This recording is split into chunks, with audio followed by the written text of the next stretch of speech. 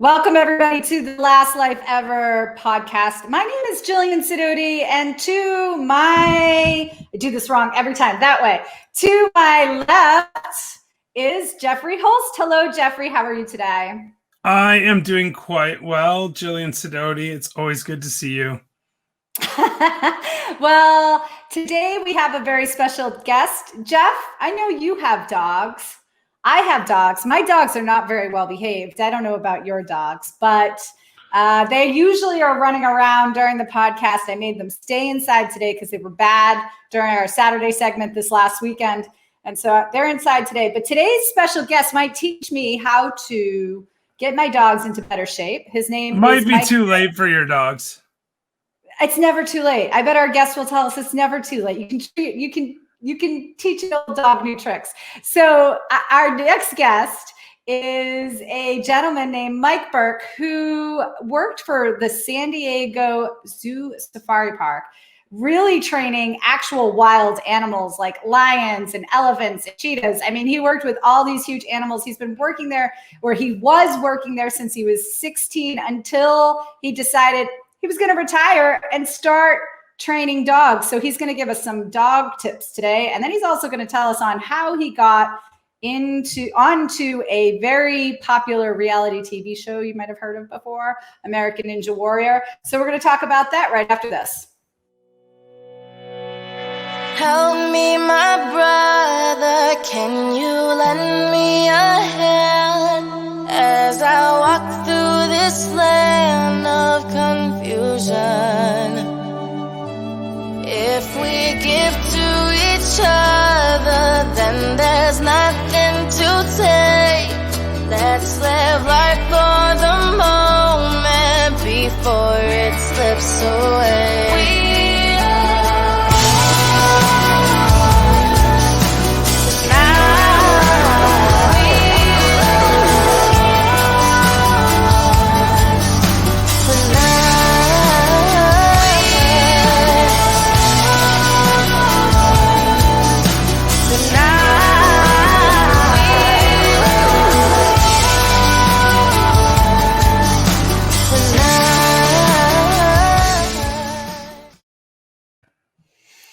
Well, let's add Mike here. Hi, Mike. Thanks for joining us guys. today. I'm so happy to be here. Thanks for having me. Oh, we tried to have you on before. It didn't work out. So this is a awaited podcast, if you will. A lot of people, because of coronavirus, have gone out and got themselves new pups. And maybe they don't know what to do with those pups. So what's the number one thing you should, like a do or don't, you should do with a dog when you get a brand new dog? Yeah, it's a big question. When you're managing behavior of any animal, whether it's an elephant or a dog or a cheetah, there are so many components that will go into producing the desired effect or the desired behavior. So with that said, I think the biggest challenge, and the reason I get called most of the time, is because most dog owners have run into a situation that they feel helpless with. And what they're begging for, without knowing how to ask for it, is, how do I deal with this appropriately? What is the appropriate response? And I will tell you that I spent more than half of my life training animals, and it's become somewhat of a second nature to me to be able not only to read animal behavior, but I've become a specialist at training others to train. My job for a very long period of time, I worked for the San Diego Zoo and the San Diego Zoo Safari Park for, over 20 years. And I just a quick correction, I started when I was in my 20s, started my career working with exotic animals, though, when I was in my teens. But with that said, I climbed my way up the ladder at San Diego Zoo Global and got myself into a position where I was overseeing all of the keeper teams and putting together all the training regiments and training plans for a multitude of species, and then overseeing the teams that were executing the plans. So I've kind of been run through the gamut of animal care, not only as an animal trainer, but a zookeeper, and also a zoo executive of sorts. It's been a wild ride, to say the least. That's really fascinating. Did you have to, and I'm going to back up here for a second, because I do want to get people's dog training tips, but I want to talk about, like, what education did you have to have in order to get this big position? Because that's a huge position at, to be able to work with these animals so closely. Right. So, yeah, and I mean, I think much like anybody else that works for a very, very large zoological institution such as San Diego Zoo Global, and again, I don't work for them any further, but most everybody there has at least a bachelor's degree in the sciences. My personal background, I have not only an associate's degree in broadcast journalism, but I also have a double major in anthropology and biology from San Diego State University, which I actually finished my studies while I was working at an entry-level position at the San Diego Zoo. And just kind of worked my way through the positions. And, let's face it, it's a large corporate environment. It's a huge organization. And you have to have what we call animal sense to become a keeper. Not everybody has animal sense. If you have what we call animal sense, you read behavior well, you're somewhat intuitive when it comes to being around animals. It's comfortable for you. And when you have this animal sense, you're well suited for an animal care position. It doesn't necessarily mean that you're well suited for a leadership position in animal care, though. So I kind of weaseled my way up year after year and put myself into positions where I could increase my sphere of influence and try to strengthen the organization as a whole by really organizing teams the best way that I possibly could to serve the animals the best as possible, which of course served the nonprofit cause, which is behind that organization. That's interesting. Oh, that's an interesting way of looking about it. Like you're by giving the best service to the animals, you're giving the best service to the whole entire organization. Absolutely the case. And I mean, anyone who is in that job and isn't putting the animals first, which doesn't happen. I mean, you don't fall into a position like that, even an entry-level animal care position, without probably having put in, years of volunteer work and years of study that you paid for. So it's a dedicated field and a dedicated and passionate craft when it comes to zookeeping. And, I even to this day, I get goosebumps when I start talking about what it means to be a zookeeper, especially at the zoo and at the safari park. I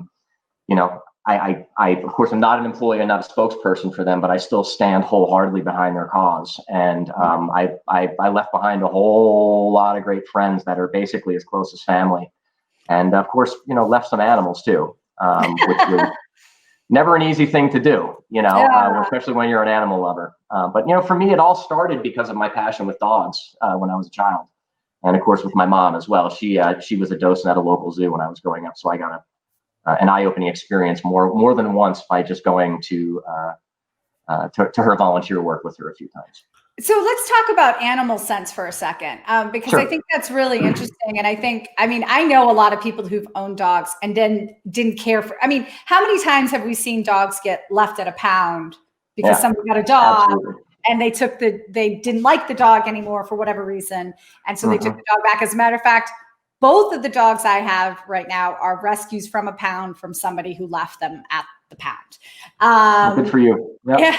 Oh, thanks. But my question for you is, how do you know if somebody has animal sense and can you develop it? Yeah, that's interesting. Well, wait. Let me take this question, Jillian. I got to do this here. I know the answer to this because I've seen it. It's called Spidey sense. You get bit by a radioactive spider, and then you can communicate with spiders and shoot webs out of your hands. That is exactly right. That's exactly right. That's what happened to me. I was raised by wolves, so therefore, it's that's what I'm talking about. You can develop it, but it has to be an unusual circumstance. Yeah. No, think about it, guys. Think about a past experience that you may have seen before. A 2-year-old that gets terrified by a dog by just seeing it. You've seen it probably, right? Oh my gosh, they just have this internal instinctual fear of that animal. There's no experience behind it. There may not even, there may be no history behind that fear, right? Right. Then you'll come up with the next 2-year-old, and the next 2-year-old will have the most deliberate posture, the most relaxed tendencies as they approach the animal, and that dog will flop over on them and lay on their feet, and then they can rub their belly. There are animal lovers and there are not animal lovers. There are people that have animal sense and those that just do not. What it means is, I think if you have animal sense, you are automatically attracted to the idea of forming a bond and a Mhm. relationship with something that is other than human. Mhm. I can tell you that's one of the most rewarding things for me in the world. I look back on my career and yeah, you think about social animals such as like gazelle that are in herds, right? Or you think about parrots, socially working together. And people will think, oh, that must be so nice to work with social animals, that you can form bonds with them because they're social. No, I'll tell you what, the most rewarding experience for me in my animal care career was building a bond with a blind fusa. I don't know if you know what a fusa is. Oh, what is that? A fusa is it's its own separate grouping of animal taxonomically, and it's from Madagascar. And it looks like a lemur crossed with a monkey, crossed with a weasel. So put those things all together. And then now picture this thing, it's about the size of a cat, right? Yeah. Hunting lemurs for food through the trees. Oh, wow. At the It's zoo? like a little, no. At the zoo, they don't feed out live prey. That's a whole other topic of discussion. But with that said, if you were to see a fossa or a fusa out in the wild, Oh, that's what they do. That's how they would hunt. They're wow. tenacious. Okay. They're brutal killers. They're intense. They're super ninjas through the trees. I've never met a faster animal in my life. And they kill and consume animals that are about the same size as them.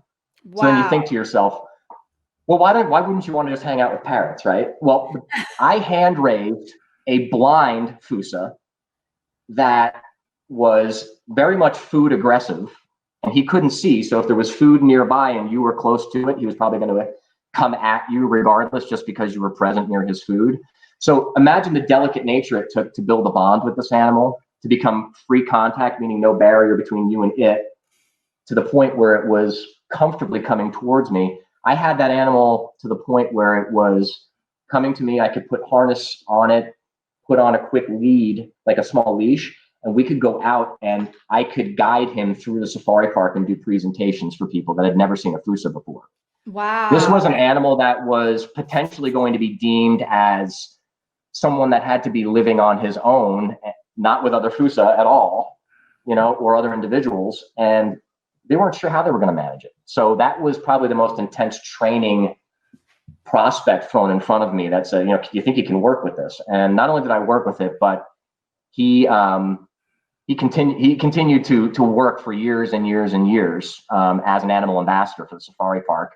And I had an affectionate bond with him. So taking an animal that's solitary by nature, a trained killer, and then forming an affectionate bond with it is a heck of a lot more rewarding than being able to build a bond with something that's innately social and wants to be around you anyway, right? So then training a dog should be a piece of cake. It's a very, very different animal entirely. I will tell you that my experience in working with the multitude of exotic animal species that I worked with over the years, I frankly lost count. Every animal's got different motivations, different tendencies. Let's face it, every individual dog is a little bit different, right? Right. Oh, yeah.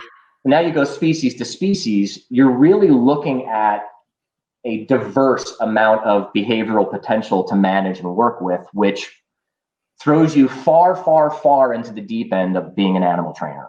Mm-hmm. So I think that's kind of what I bring to the table of being new to the field of dog training, that I'm bringing a much more broad, overlying blanket experience of training animals for over 20 years of a lot of diversity. And so that of course gives you a lot more creative angles and pathways to work with when you're managing behavior. So, yeah. So let me ask a couple of questions. So first of all, let's say, and I'm asking for a friend, right?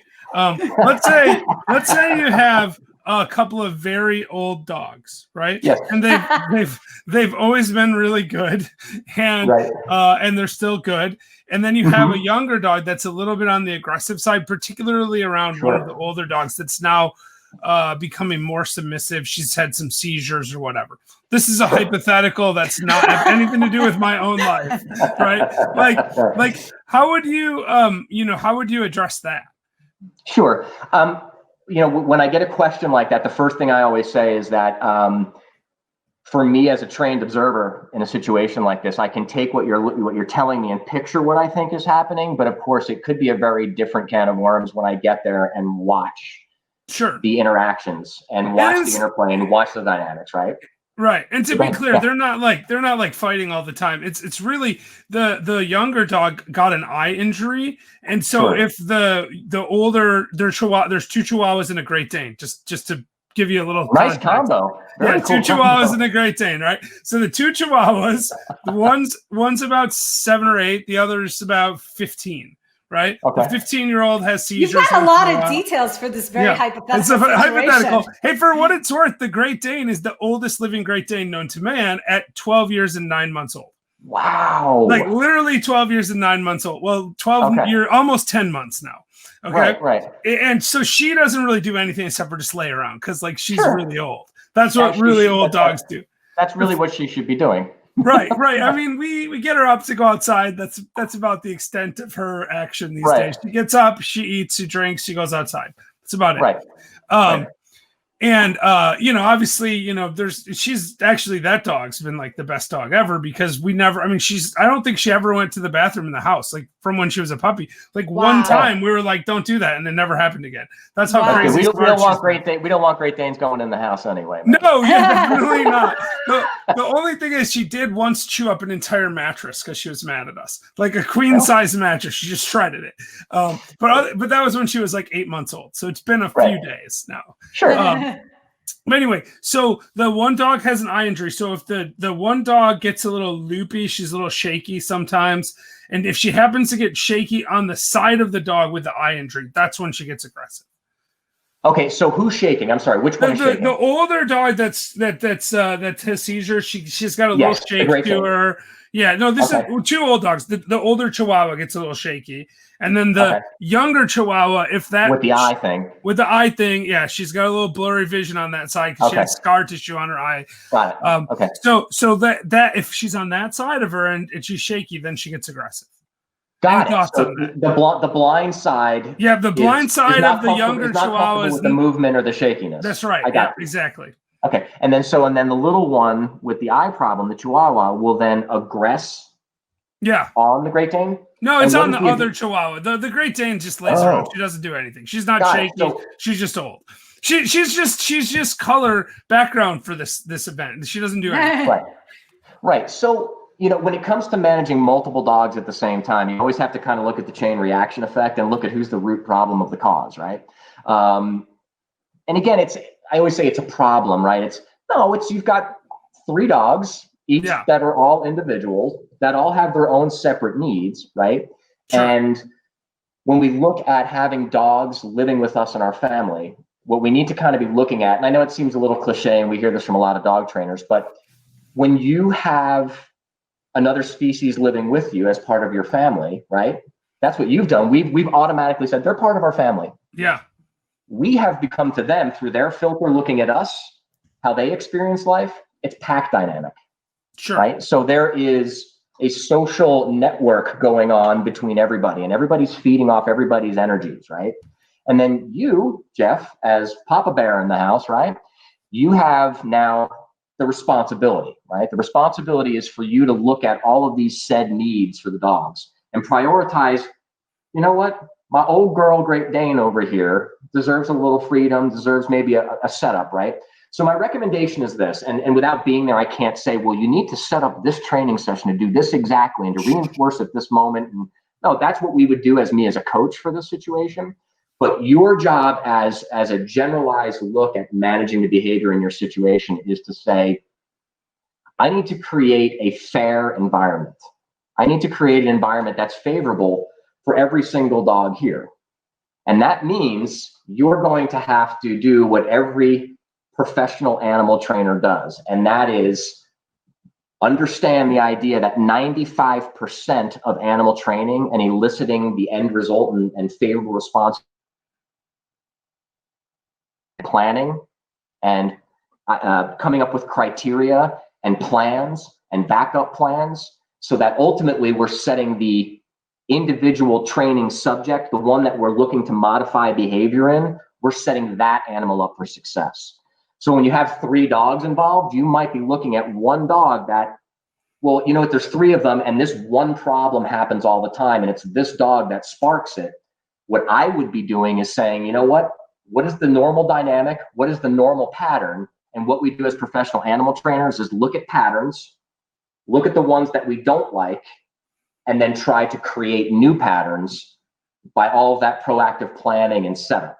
So to answer your question, it's a 95% setup, 5% execution. I mean, you know, you think about when you're training an animal. I'm training an animal right now, and we see, you know, professional animal trainers with clickers. You ever see the plastic boxes that go click click, or dog whistles, right? People automatically think that, number one, those are magic tools that if you just do that, the animal will do what you want it to. And you have to train them what those things mean, right?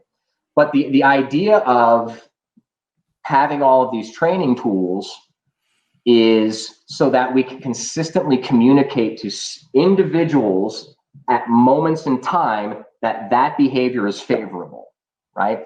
So we are setting the animals up. We're setting a training session up. Maybe next time when your dogs are in the room, right, and they laying in that normal pattern, and that little one takes that spot, and then big one's over here, and then this one's over here, and you know that, oh, it's about to happen. I always say to my trainers and to my clients, if you can anticipate a problem behavior or an unfavorable behavior and it happens, whose fault is it? Oh yeah, sure. Yeah. It's the owner's fault. It's the trainer's fault a lot of the time, right? Because as good animal trainers and responsible owners, what we're trying to do is set our animals up for success. If we see patterns we don't like, flip it around, change it, modify it a little bit. I always like to talk about too that you have a choice as a trainer to deal with behavior on the front end or deal with it on the back end. If you are a reactive trainer, meaning problems happen and then I respond, you are training only on the back end, meaning you're waiting for problem behavior to address it. That is one way of doing it. The best way is by setting your animals up for success, setting it up in such a way so that you think, well, if I can anticipate the problem behavior, I can anticipate setting up something different so that when those dogs have that context and we sit down like we normally would when that happens, maybe it's a totally different environment. And when I set it up different, the dogs are not quite doing the same exact thing. And then when you notice that is your immediate opportunity to positively reinforce that behavior. And the rule is positively reinforced behaviors have a higher likelihood of reproducing themselves in the same context. So it starts getting into some real fine scientific nuts and bolts of the use of positive reinforcement versus negative reinforcement versus positive punishment and all these different things, right? Which will take us down a whole other 2-hour road, which probably isn't how do I apply this strategy? Jeff, I can't hear you necessarily right now. Oh, sorry. How do I apply this strategy to my relationship with Jillian Sidoti? Oh, he just asked a terrible question. Is it really? Oh no, it's not us. Oh yeah, it's on his end, I think. Yeah. All right, well, that means we just have to keep talking and pretend like we don't know that he can't hear us. Because it might be his earphones. That's what we're going to get with. But anyway, yeah, no, Jillian, I was totally kidding about that, by the way. I know, but that was a good question. Yeah, I'm kind of glad he didn't hear it. But yeah, sorry, guys, I can't hear you. It's probably good that he can't hear us right now. Oh my gosh. Well, this is really sad. Yeah, so I don't have a solution to that. Do you guys hear us now? We can hear you the whole time.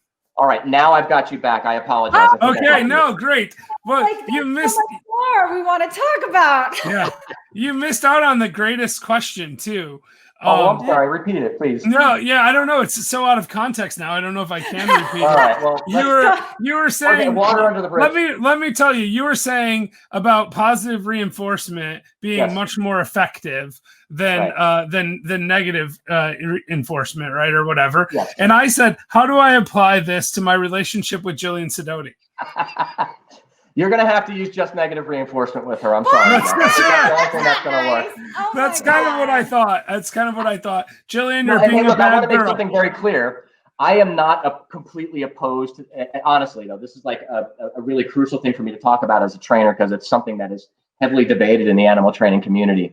And I think it's something that's really broadly misunderstood. The use of negative reinforcement is often, as soon as people hear that, they automatically think beating an animal, punishing an animal. No, raise your hand if you put a leash on a dog when you walk it. Oh, Yeah, okay. So yeah. And generally, most of us don't use a leash effectively or correctly. So frankly, we are positive punishing our animals on every walk if it's pulling. Okay. So we have to be really careful about how we're going about using these terms. So negative reinforcement can be used. Remember, I was saying front end of the behavior, back end of the behavior. If we set up on the front end and the animal displays what we hoped it would, all we need to do is positively reinforce it, either with food, affection. Some dogs love toys. I don't know, Jillian might have a favorite kind of food that you can use. Jeff. I like wine. I thought it was gas station sushi. Well, her reinforcement. That was negative reinforcement. Sorry, I got it confused. Yeah. So here's my thing. If say, for example, I'm hoping to manage a behavior on the front end, meaning I'm walking my dog on leash, right? And the dog is perfectly at my side. And as I'm walking, I'm thinking to myself, man, this is beautiful behavior. It's exactly what I set up to happen. And just as I'm thinking, I'm going to grab a piece of food and then offer my good boy and give him a piece of food. As I'm going to reach for my food, the dog smells something and pulls to the side real quick. Now the behavior happened. So now I have no choice. I can't deal with the behavior on the front end anymore. So now as a trainer, I need to understand, this is where we get with the clients, right? They want to know what's appropriate, right? So my thing is this: if you're going to then at that point, the dog has gone, a lot of people, well, let me ask you guys, what would your instinctual response be at that moment? If you're walking, you're about to give a treat, and then the dog pulled off to the side to sniff something that you didn't want it to look at. What would you do? Correct the behavior as opposed to giving them the treat. Correct. And then how would you correct the behavior, Jillian? Probably yell at the dog. Yeah, get over So here. you would Stop that. Yeah. Right. And would you follow maybe with a leash pull? Yeah. Oh, absolutely. I mean, that's exactly right. Right. So, and again, I think that's a logical response, right? So your cue was to, and again, when you said that now, and I'm a behavioral observer. So when Jillian said that, she went, hey, and she made like an emotional face, right? Yeah. So we get angry at our animals when they do what we don't want them to, right? That's to our disadvantage. When you're training animals, you have to kind of find this loose, I call it neutral place, a Zen place, kind of like you're just in the moment, right? And I know you guys talk about being in the moment, being present.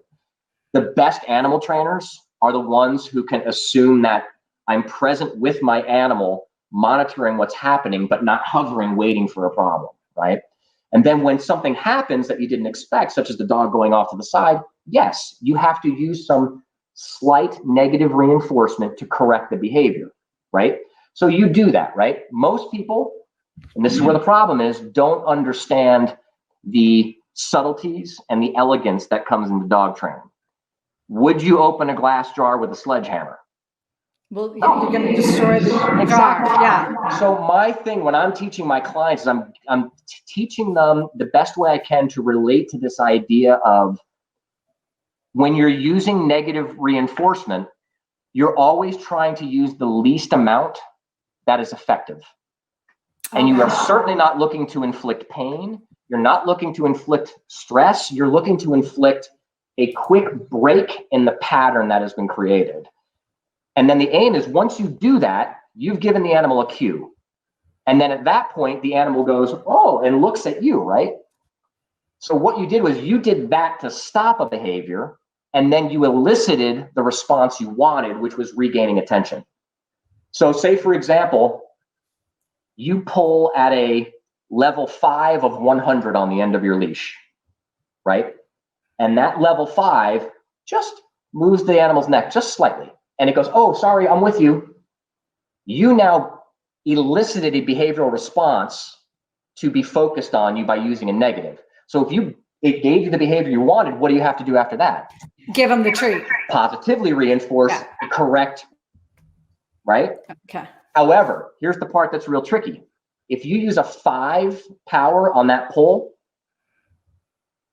that scale went negative on you. You now withdrew from your trust bank account with your animal level a 5 value, and now you went back, and now your dog's like, oh gosh, what's next? You now have to say good, but you need to use a positive reinforcement that brings it at least back up 5, so that you're now even keel and neutral in your trust relationship with your animal. As a trainer, there is nothing more valuable than that tangible trust that you can feel from your animal. And every time we use a negative reinforcement, we are chipping away at that trust wall that we built, right? So it's our job to be responsible and bring it back the other way in an appropriate amount. So that's what I do with my clients. I teach them the subtleties of looking at splitting hairs more so than they ever have before. A lot of times we just get frustrated. Our blanket response with unfavorable behavior is just to be frustrated. That's opening a jar with a sledgehammer, right? That's what that is. So your key is to just, did I go mute, guys? Can you hear me? No, you're good, you're good.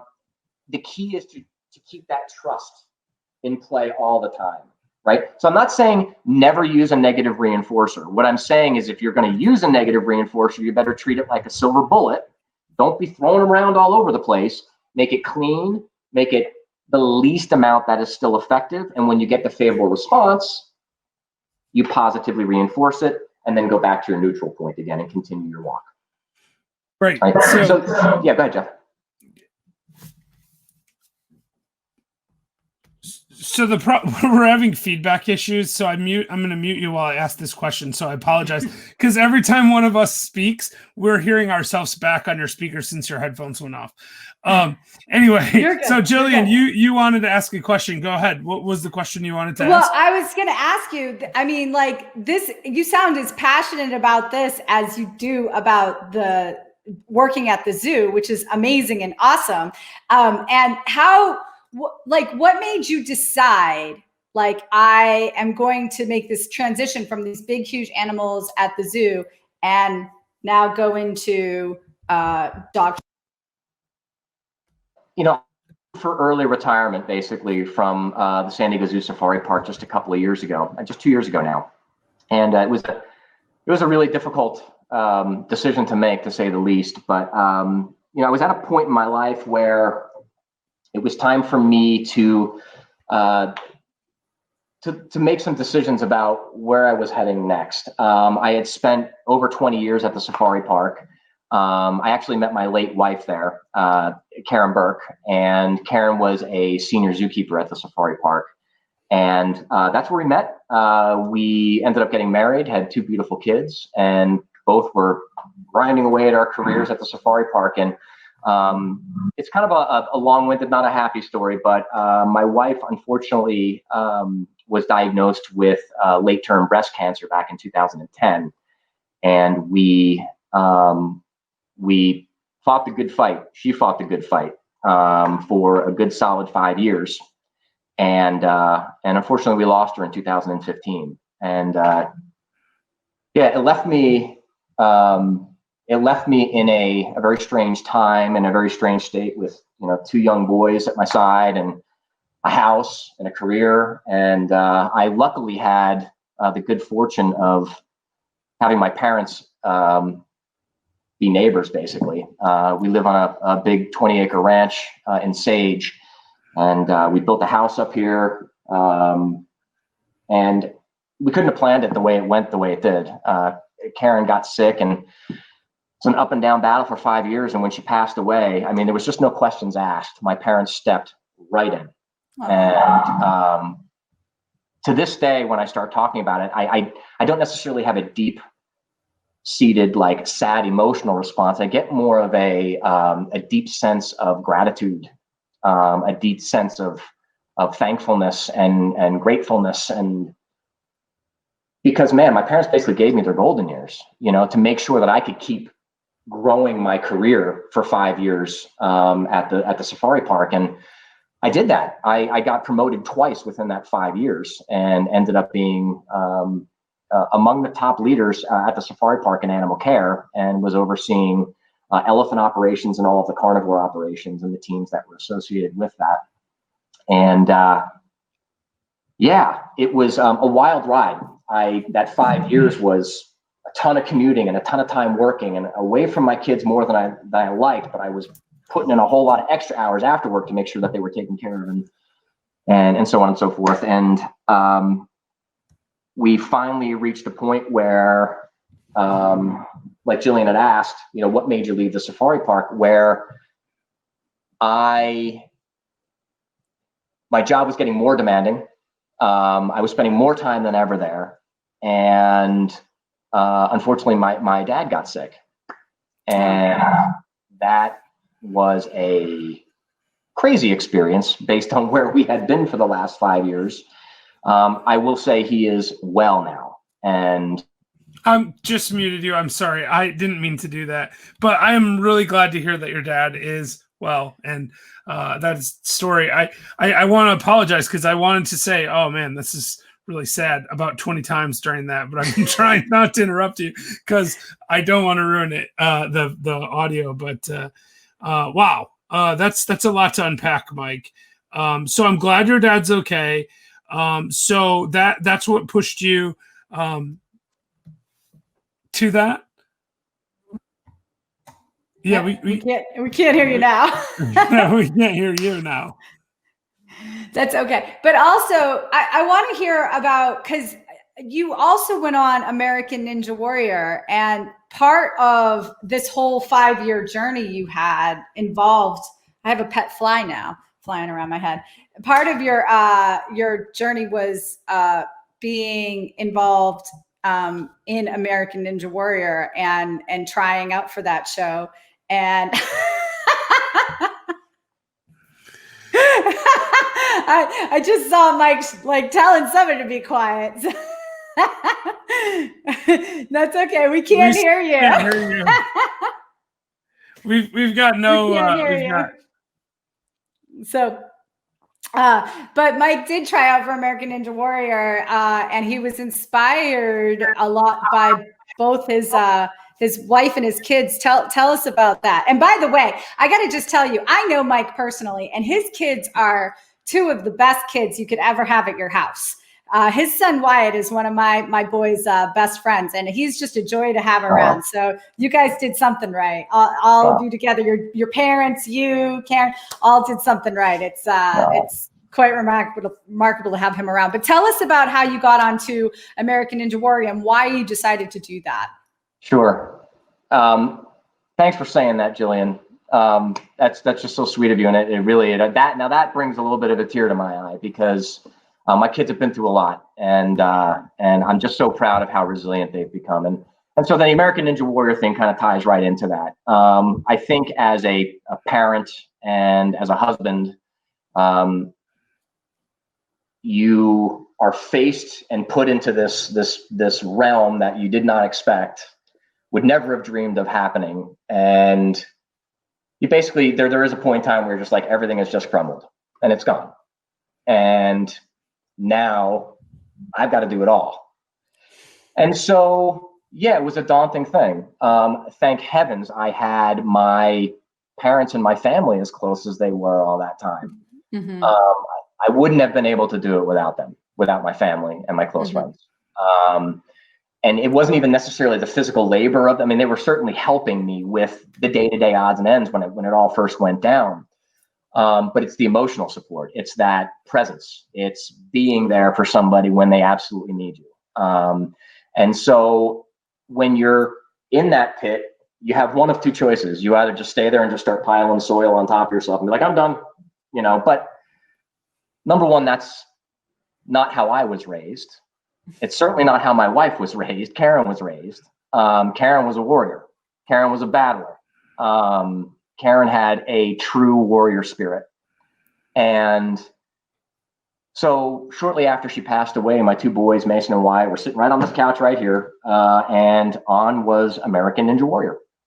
And I watched this one segment. If you guys have watched it, they put together motivational stories. Sometimes they're tributes.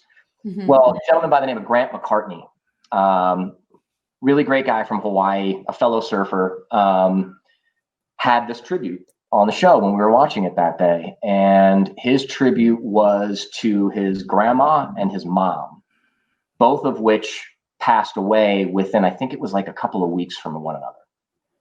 And a really tight knit family from Hawaii. And they just rallied around each other.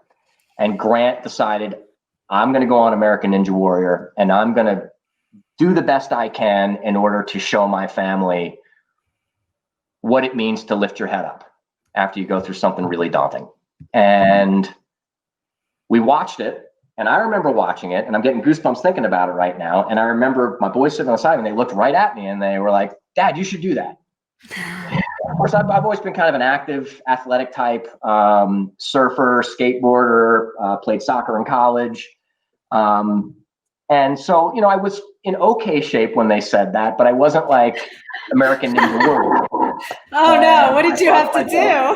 Yeah, I thought to myself, I absolutely 100%, if I'm going to do this, I'm going to do this and with the intent of getting on that show and being able to complete a course.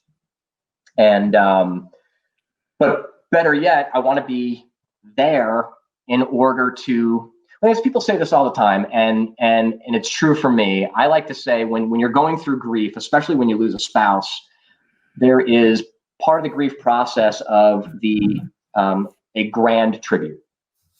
And I read an article and it said, part of dealing with grief is successfully executing a grand tribute of sorts. Oh, wow. And I figured to myself, maybe I can do a grand tribute for Karen. If I can fill out, I don't even know what it takes to do this application. I have no idea what the process is going to be like. And it was a lot. It took months. And then I was training on top of it. And so I put my application in, and shortly thereafter, a couple months after, in the application, you're filling out all your personal information, emergency contacts, your story, sent that in. And then I got a follow-up email. I got it made through the first round, and they were like, we need you to put together a tryout video. So I put together a tryout video, and the video was of me doing certain obstacle course skills. And, they want to see your athleticism. They want to know about your story. What are you going to offer the show? And so that's what I put together. And then I sent that thing in, and I didn't hear anything for months. And then going about my normal day-to-day existence at that time, going back and forth to the safari park. And I had planned to have my family come visit me at the safari park. My brothers were in town, and they were all going to come down and visit me at the safari park and have lunch and walk around, as my family often did. Yeah. And we all sit down to lunch, and I come in later because I'm doing other things, and I meet hey guys, we all sit down to lunch. And as we're eating, my phone starts ringing. And I'm like, and it's an LA number. And I'm like, I'm at lunch right now, and I know this is one of my keepers. I know everything is okay in the park right now. I'm ignoring this. I just put my phone down, and my brother looks at me. He's like, Mikey, pick up the phone. All right. Pick up the phone, and it was American Ninja Warrior. They had called my family, and as I pick up the phone and I look at my family, they're all videotaping me as I'm taking the phone. And at that moment, I realized I was casted to be on season 8 of American Ninja Warrior. And not only was I casted to be on season 8, but they put my segment on the premiere episode in between the two favorites of American Ninja Warrior that year. I'll be honest with you guys, as far as physical specimen of strength goes, I was 42 when I did the course, and I was about at my peak conditioning at that point for being 42. And you look at some of these 20-year-old guys. I mean, I pretty much knew I wasn't going to win American Ninja Warrior. But if you get an opportunity to go back and look at season 8, episode 1, you can watch my segment. For a second there, I actually thought that you were going to say, if you have a chance to go try out for American Ninja Warrior, you should do so. And I was like, I'm not doing that. People need to stop trying to put this stuff on me. Well, Mike, thank you so much. I don't know how we can top that. So I want to end there. I want to thank you so much. We kept you longer than we said we would. This has been emotional, amazing, inspirational, educational. I can't think of any more adjectives that ended all. Oh, you guys are very, very sweet. You're very, very sweet. And I just, from the bottom of my heart, I want to express how grateful I am for this opportunity to tell my story. And, I just want to, again, thank my family and my loved ones for being so supportive to me for all these years. And we're still growing. We're still growing, me and my boys. So I look forward to it. Yeah. Absolutely. Pleasure to have you, Mike. And Jeff, you want to stick around and tell our jokes and wrap up the show? Sure thing. All right, everybody, just stick around and Jeff and I will be right back. Bye, guys. Go!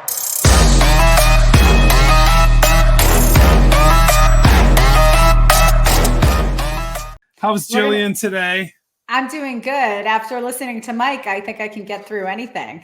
Oh yeah, no doubt. No doubt. I mean, that was supposed to just be about dog training, and boy, did he lay down some not only amazing tips on training your dog, like that whole thing about positive and negative. Oh yeah. And holy moly, that was like so good. I know. I really do think I can use it to train you a little bit, Jillian. You're doing so good today. Thank you. I really appreciate you being here and recording this outro with me. You're so terrible. But no, it just made me realize like how I'm not the best dog owner. That's for sure. But I know. I saw you yelling at your dogs on video actually yesterday. I have. And then stop! Get down off the couch! Get down from there. And I'm not gonna. And then I don't reward them at all for getting off the couch. I just yell at them and leave it. So like that. we're actually really good at this because Becky used to work at a she used to run a pets hotel for a major pet care chain. She was the general manager of a boarding facility for a pet care place. And so she had a lot of this stuff like sort of ingrained into her. And so we were actually really good at it. It's why our Great Dane is so well behaved, because we got her when she was working there and we worked with her really well. The other two was not while she was working there, and they didn't get trained nearly as well because we weren't as focused as we should have been. So right. But yeah. It is what it is. I was just, really, I know Mike, so I kind of knew the story, but I didn't know how he really got on American Ninja Warrior. I knew he was on American Ninja Warrior. Like I had heard something about that, but I really didn't know that whole story until today. And I just found it so inspiring. And you can tell like his family went through some incredible pain, and it must have been an amazingly difficult decision to leave this job that you've been at for so long and retire early and go and say, no, I'm making this positive change for my family. I know we could have dug into that a little bit more actually, but because of the audio issues, I didn't really want to ask too many questions. But the reality is that's a very last life ever sort of thing to do. It's something that you and I talk about all the time, both on and off the air, that you only do get one chance to raise your family correctly. And, it sounds like he's doing a great job at that, but he had to make hard decisions. And, sometimes the hardest decisions, the scariest decisions you make, those are the ones where all the really good stuff happens. I know. And, we all have to do that at some point. I had to choose not to go back to work. That was really hard. It'd be a lot easier to have a job and a paycheck. Yeah. It's a lot easier to have a job and a paycheck. And, well, I think it's easier to be with what is familiar. Yeah, that's right. Hard. When I chose to get a job, it was really hard because I had been practicing law and working for myself. And then I was like, I'm going to go get this job. And that was really tricky and like scary in its own way. So yeah, but sometimes those changes, that's where all the magic happens. That's where the good stuff happens. So yeah. So good for Mike for doing those things, and good for Jillian for doing those things, and Jeff for doing those things, and all the other people that do them. Absolutely. And that was the other thing too. He made these big decisions.